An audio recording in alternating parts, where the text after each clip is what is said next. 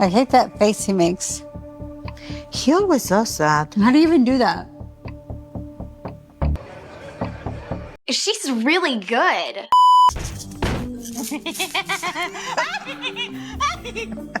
Sorry. As you can see, I will regret on one thing.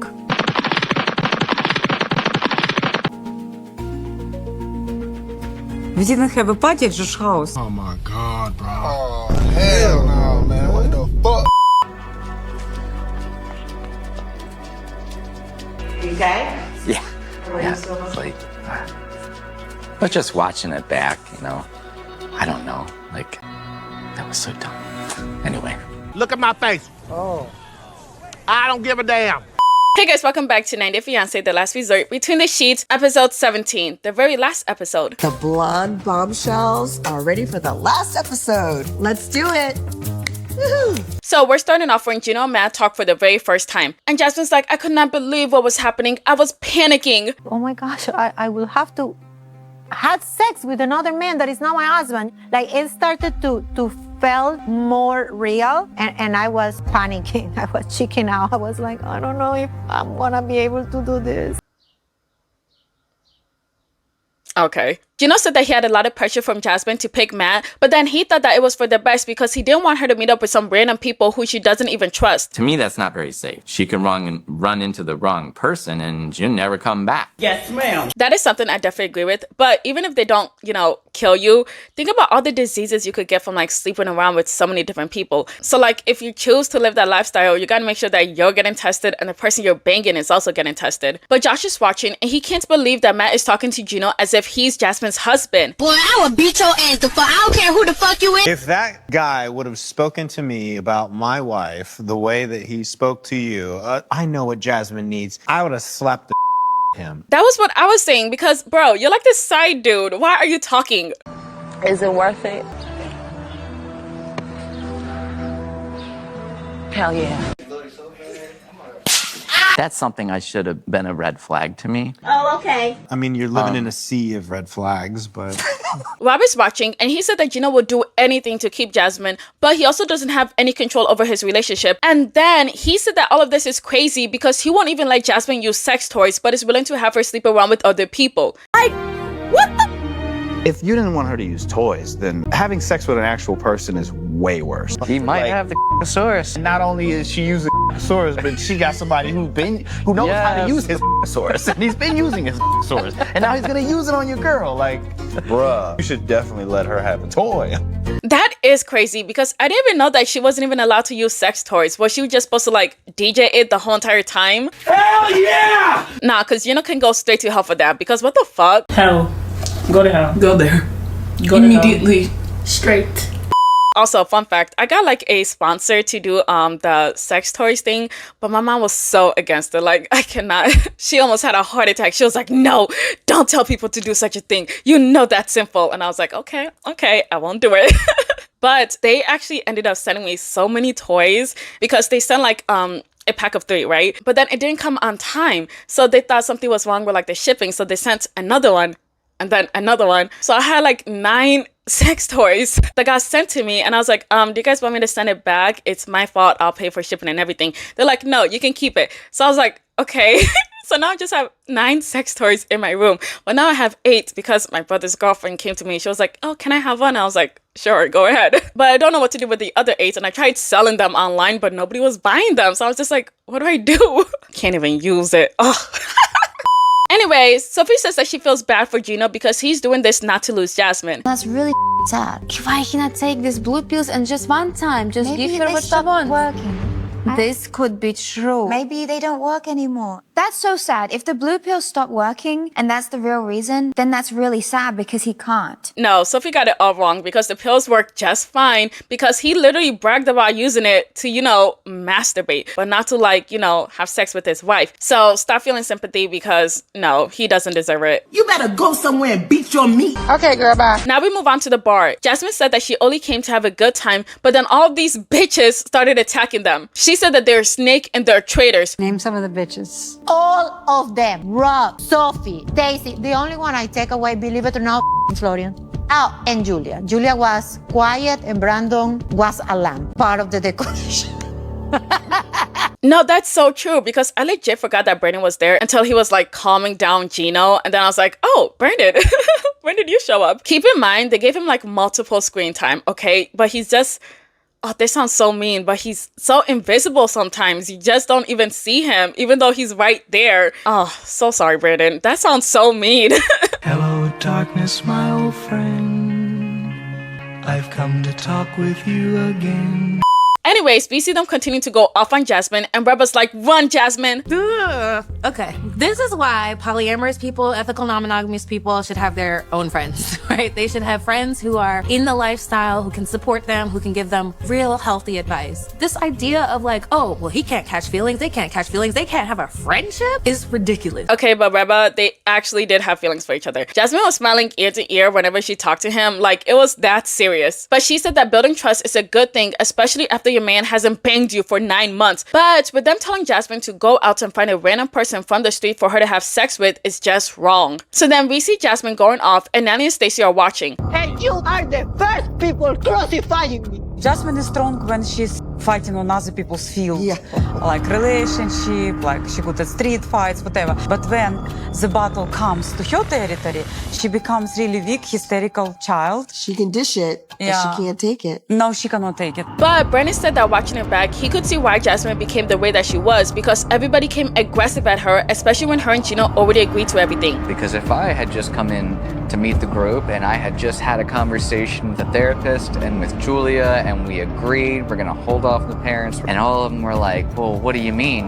No, you need to bring her parents here. I would freak out too. Yeah, that is so true. And what made me mad was that Rob kept saying, if I can go 9 months without fucking, then so can you. But like, y'all are not the same people. You guys do not have the same relationship. Like, what are you even talking about here? Now, there were a lot of things that he said that I did agree with, but he also came off very bitter.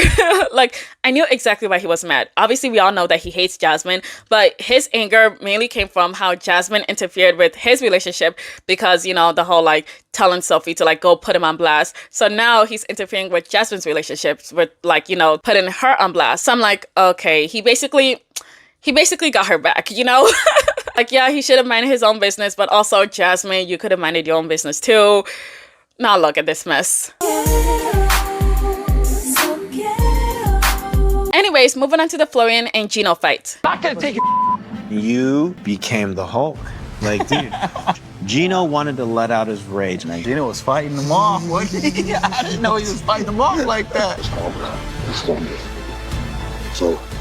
To be honest, I wish that they actually just let them fight. Like, wouldn't that be so entertaining? Yes! I'm not gonna take it. Yes! But also, Gino kind of put on a show that he was gonna like beat up Florian. So I'm like, let's see it. Let's see it happen. But I feel like if they actually let him go, he'll just be standing there. And if he's not standing there, he'll throw like the weakest punches ever. Because, I'm sorry, he just doesn't look like he can fight. You got all that mouth. And you can't fight! This is one show home for Gina. When I'm teaching you this song. Move, slide. Boom. Have mercy. Niggas is just gonna be niggas. But then Florian said that night, Gino came to his room knocking on the door and calling his phone. And Rob was like, did he pick up? Like, yes, he picked up. Hello, it's Florian. We literally saw in an episode that he always picks up his phone. I answered the phone 20 hours. Florian! Hello. Florian!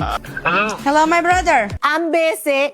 Bye. Anyways, Gino said, you're my brother. I love you. Let's smoke together. But like, I feel sad for him, and like, I think he's got angry, and like, he's thinking I'm doing type of what I'm doing. That's what I was telling you. I think he's really going through. I think Gino regret everything what's in that last episode. I think Gino regrets that whole relationship. Yes, I did, bitch! Yeah, he probably does regret it. He looks so bad this season. Okay, time for Never Before Seen, and it's a therapy session with Sophie and Heidi. So she said that her and Rob have been getting along lately, but that's because she's not telling him about all her needs and all her wants. So because she keeps it in, they don't fight. So then we move on to Rob, and he said that she never gave him clarity and kept telling him to keep trying. So basically, we're kind of getting like two different perspectives of their whole situation. I voiced something about how I feel, and he would take it as I'm attacking him. All I ever wanted was for Sophie to give me clarity. Sophie never did that. Okay, it's like we're getting along because I'm withholding things that I want and my needs and my feelings. Sophie just played like, just keep trying, Rob, and maybe it will get there. You just never let anything I did be the right thing. Okay. Okay. But now we hear Heidi telling Sophie to write a letter to her younger self. And I was like, oh, that's why she wrote that letter instead of like the vows to him, because I was like, why is she writing to herself? And then there were people in the comments that were like, no, Heidi told her to write that. And I'm like, where did she tell her to write that? Like, did I miss an episode? No. But obviously I did. It was in the Between the Sheets. And I had to explain myself. Okay, now we know. Well, now I know. She needed to get in touch with her inner child. Her writing this letter was imperative. Like, what advice would she give herself with where she is today? And I think that starts to put things into perspective, and I knew that this would give her some clarity. Yeah, clarity to dump her man. Thank God. Game time, it's like a guess who said what, and they kind of have to like say it and how that person would say it. But I'm gonna get copyright striked, so I'm gonna just show you guys one clip of my favorite one. I wanna be free. I wanna be free. I wanna be free.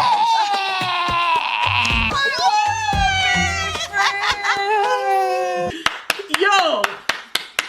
Period! That scene gotta be like in the top 10 of 90 Fiance moments because that was so funny. Anyways, moving on to Rob and Sophie's recommitment ceremony. Sophie's watching, but not really watching. I don't want to watch it. Ah. Honestly, it was hard for me to watch too. Imagine actually reliving it. No, thank you. No, thank you. Sorry. They want to know how she felt, and she said that she's proud of herself because it was the right thing for her to do. Then we see Rob, and he said that he came to her room to pick up some of his stuff, and she was crying and trying to hug him. Crying, trying to hug me, and I'm like literally standing in a corner with a chair between me and her because I'm like, don't touch me. She's like, I didn't mean it. You broke up with me at the end of Happily Ever After. He said that he felt used to fix her trauma just for her to be a better version of herself for somebody else. And yeah, that gotta hurt, but I also feel like Rob feels like he's not toxic, or he wasn't toxic in the relationship as well, because I know Sophie's bad. We all know that Sophie's bad, but Rob, you're bad too. Like, come on. But also her trying to like say like she didn't mean it, and also saying like you broke up with me too. Sophie, girl, honestly, I find her so annoying. I find both of them so annoying. I'm so tired, yeah. I'm so tired. I'm really tired. I was cheering up because I was so f***ing happy they were getting divorced. Tell me how you really feel. I never hated anyone like him. Oh, we know. We thought it was selfish of Rob not to have read his, regardless of if he was going to recommit or not, because it would have been nice for Sophie to know where his head was at and for her to get some clarity on their relationship. But Jasmine says that he was just being a bitch from the beginning to the end, and then she starts going off. Rob the knob. Your wife rejected you. She put you with you belong, the trash. If you were putting all the energy that you were putting into sabotaging my marriage with Gino and putting stupid ideas in my husband's mind, taking care of your woman, maybe she had recommitted to you, baby.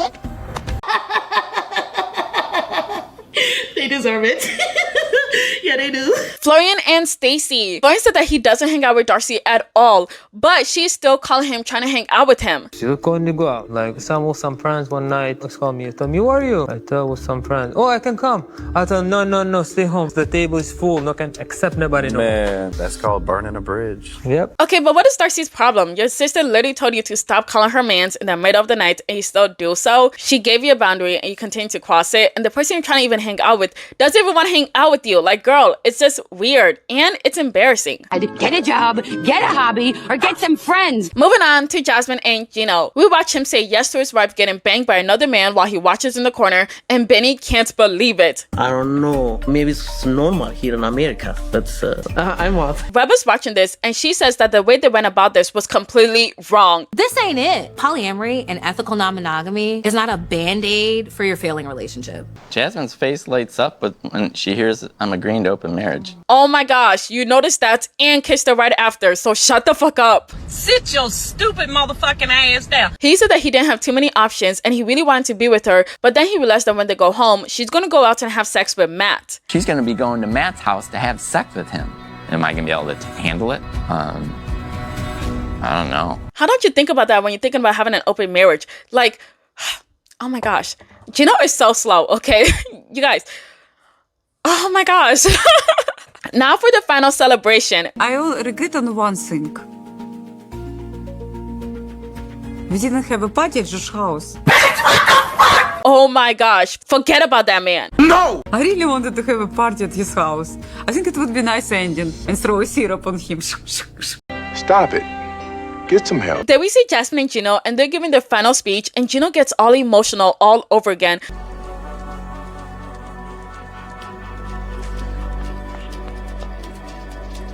But Loki looks like he's kind of like tipping his hat and it's like, that's the end of the performance. Thanks for watching, you guys. You know? Because that's what I get from that. Okay? Yeah. It's like, but just watching it back, you know, I don't know. Like, that was so dumb. Anyway. Yes. Yes, you were. Anyways, that's the end of 90 Fiance Between the Sheets. Goodbye. Oh, God. I don't want to say goodbye. Goodbye, see you never. We should meet again. Stay tuned. Thank you for listening our bull. You want to have sex in the bathroom? No, let's go. And that's a wrap.